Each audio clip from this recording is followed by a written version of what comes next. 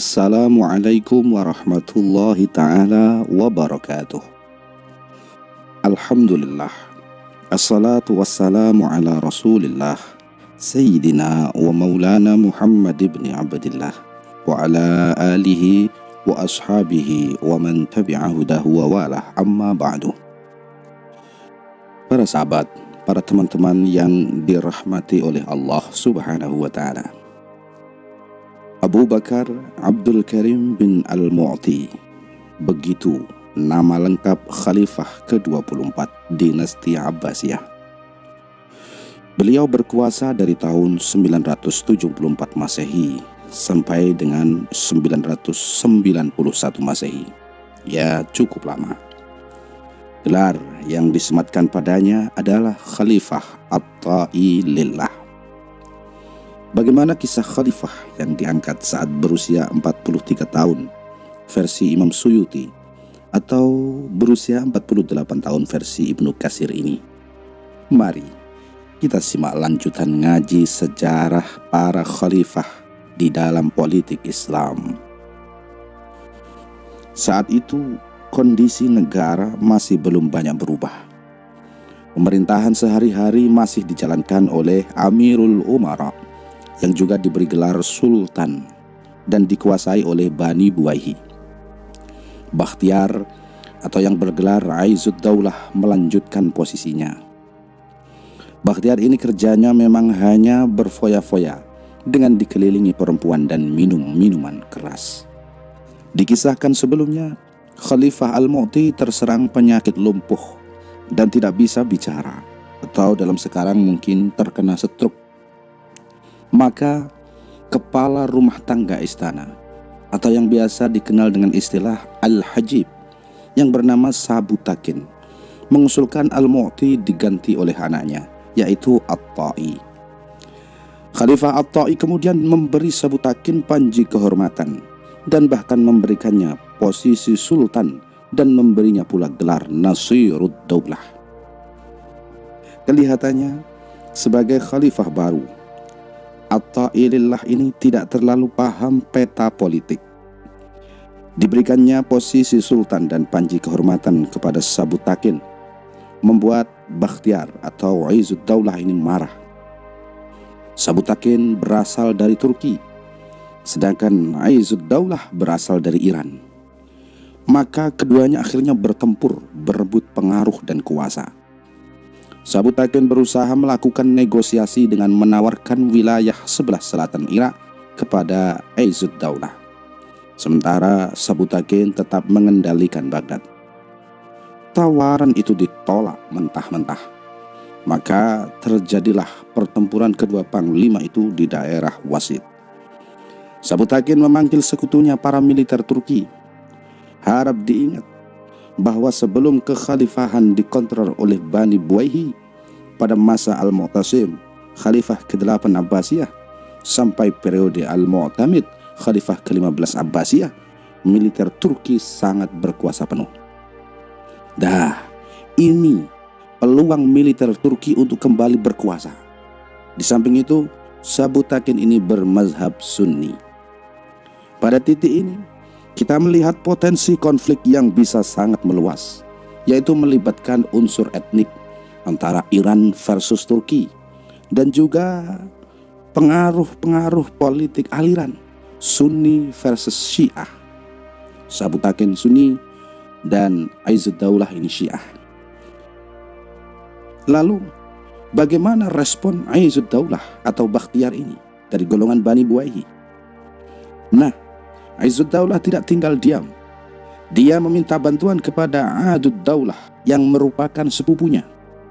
Bapaknya Adud Daulah adalah Ruknud Daulah, itu merupakan amir senior dari Bani Buwaihi yang berkuasa di wilayah utara dan pusat Iran. Sesampainya Adud Daulah di Baghdad, ternyata dia tertarik dengan kehidupan ibu kota dan mulai berencana menguasai dan memilih tinggal di Baghdad. Dan Aizud Daulah dengan bantuan sepupunya Adud Daulah ini berhasil mengalahkan Sabutakin dan membunuhnya. Aizud Daulah akhirnya kembali menguasai Baghdad. Namun Bagaimana dengan rencana Adud Daulah untuk mengambil alih Baghdad? Sayangnya, sang ayah yaitu Ruknud Daulah tidak setuju terjadi perpecahan sesama keluarga Bani Buwaihi. Ini bisa-bisa terjadi perang antar saudara antara Adud Daulah dan Aizud Daulah. Nah, mendengar kemarahan ayahnya ini, Adud Daulah menulis surat yang menjelaskan bahwa Aizud Daulah sang sepupu ini tidak cakap memimpin Baghdad. Dan Adud Daulah siap menyerahkan upeti 30 juta dirham per tahun ke wilayah Irak yang dikuasai oleh Ruknud Daulah sang ayah. Akan tetapi, tulis Adud Daulah dalam suratnya, kalau ayahnya punya kebijakan lain dalam hal siapa yang mengelola Baghdad, maka dia pun rela pergi ke Iran. Akhirnya, Ruknud Daulah memutuskan bahwa Aizud Daulah tetap menguasai Baghdad, menemani Khalifah At-Ta'i. Sementara Adud Daulah diberi kekuasaan di wilayah Shiraz. Namun, Ruknud Daulah wafat tidak lama setelah itu. Nah, posisi Amir senior diberikan kepada Adud Daulah. Jadi, posisi Bani Buwaihi ini unik. Mereka punya wilayah kekuasaan sendiri. Mereka juga menganggap Baghdad di bawah kekuasaannya. Sementara Khalifah Abbasiyah tetap berjalan sebagai simbol belaka. Jadi kira-kira kondisi Khilafah Abbasiyah saat itu ya seperti Kesultanan Yogyakarta yang berkuasa secara simbolis di bawah NKRI. Perbedaannya tentu Khalifah At-Ta'i hidup seperti tahanan dan tidak punya kuasa apapun. Nah, sementara Sultan Yogyakarta diakomodir secara terhormat dengan otomatis sebagai gubernur DIY yang berkuasa penuh. Nah, bedanya seperti itu. Kalau Sultan Jogja tetap berkuasa di wilayahnya, walaupun secara teritori ikut Indonesia. Kalau Khalifah At-Ta'i tidak bisa bergerak apa-apa, hanya tulisan atau simbol belaka. Aizud Daulah merasa dia juga berhak menggantikan Ruknud Daulah sebagai Amir senior dinasti Buwaihi. Maka sekali lagi terjadi ketegangan di antara kedua sepupu ini. Sementara Khalifah At-Ta'i hanya bisa duduk menonton saja. Adud Daulah melancarkan serangan dengan menguasai Baghdad dan Basrah. Abul Fattah bin Hamid, pendukung Aizud Daulah, berhasil ditangkap oleh pasukan Adud Daulah dan matanya dicongkel hingga buta, lalu dimasukkan ke penjara. Sebagai balasannya, salah seorang menteri Aizud Daulah bernama Ahmad yang membelot ke Adud Daulah ini ditangkap oleh Aizud Daulah dan kemudian dicongkel matanya. Mata dibalas mata. Namun, kedua sepupu ini kemudian melakukan negosiasi dan berdamai. Dan, perdamaian hanya sementara. Timbul masalah baru lagi.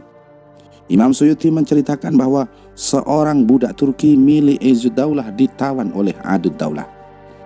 Aizud Daulah kemudian mengumpulkan majelis hakim yang dipimpin oleh Ibnu Ma'ruf dan mengadukan masalah ini. Akibat pelayannya ditawan, Aizud Daulah mengalami kesedihan yang mendalam. Jiwanya tertekan. Aizud Daulah mengurung dirinya dan tidak mau hadir dalam berbagai pertemuan. Aduh, lebay banget ya. Entah ada hubungan khusus apa antara pelayan laki-laki yang ditawan ini dengan Aizud Daulah. Yang jelas, Aizud Daulah sampai menulis surat kepada Adud Daulah memelas untuk membebaskan dan mengembalikan pelayannya itu. Walhasil, bisa ditebak, Aizud Daulah menjadi bahan bulian dan cemoohan atas sikapnya itu. Imam Suyuti tidak menuliskan siapa nama pelayan lelaki kesayangan Aizud Daulah ini. Jadi ya maaf, saya juga tidak tahu. Bagaimana kalau kita cek di dalam kitab Al-Kamil Fit Tarikh karya Ibnul Athir? Ternyata nama pelayan lelaki dari Turki ini juga tidak disebutkan namanya. Ibnul Athir hanya menyatakan keheranannya saja bahwa Aizud Daulah sampai menyatakan urusan ghulam Turki atau pelayan Turki ini lebih dia sukai ketimbang urusan kenegaraan. Hehehe, ajib. Aizud Daulah tidak peduli akan berbagai cemoohan. Dia memohon terus agar Adud Daulah mengembalikan pelayan lelakinya itu. Bahkan Aizud Daulah menawarkan 2 budak perempuan sebagai tebusan. Salah satu budak perempuan itu dibeli dengan sangat mahal seharga 100.000 dinar. Lebih dari itu, Izzuddaulah siap membayar lebih mahal lagi asalkan Izzuddaulah mengembalikan pelayan lelaki itu. Weh, cihui. Akhirnya Izzuddaulah mengembalikan pelayannya Izzuddaulah. Cerah deh dunia ini. Akan tetapi relasi antara Izzuddaulah dan Izzuddaulah kembali memanas. Keduanya kembali bertempur. Apa pasalnya? Izzuddaulah mengizinkan Izzuddaulah melintasi Syria dengan syarat tidak membuat aliansi dengan pihak Bani Hamdan.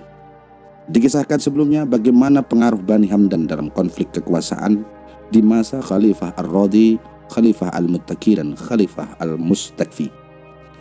Nah, tentu ya wajar saja kalau Izzuddaulah khawatir dengan Izzuddaulah hendak menyusun kekuatan baru. Kekhawatiran itu ternyata benar.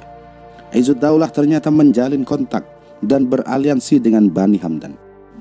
Akhirnya terjadilah pertempuran di Samarra. Kota Samarra ini pernah lama menjadi ibu kota Khilafah Abbasiyah.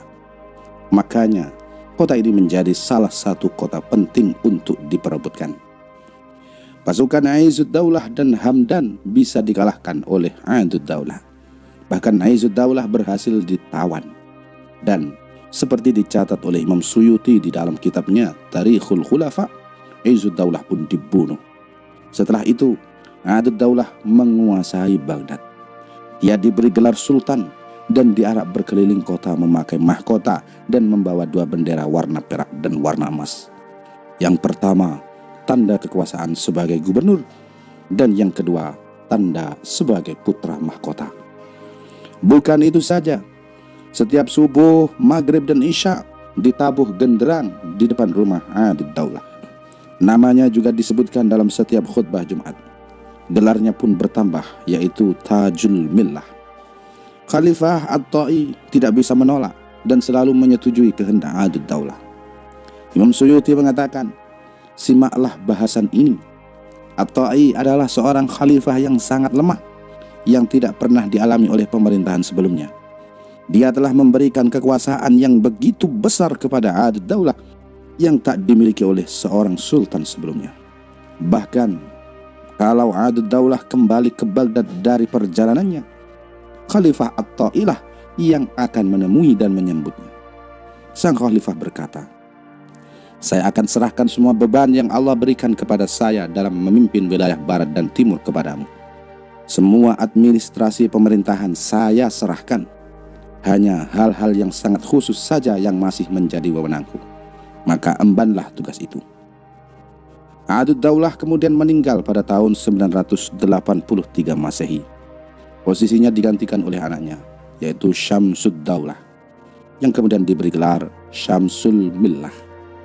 Khalifah At-Ta'i memberikannya 7 pakaian kehormatan, memasangkan mahkota, dan sekali lagi memberinya 2 bendera, seperti yang diberikan kepada ayahnya dulu.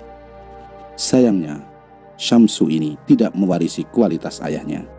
Dia tidak cakap dalam memimpin. Sekitar 4 tahun kemudian, saudaranya Syamsu yang bernama Syarafuddaulah menyerang Baghdad.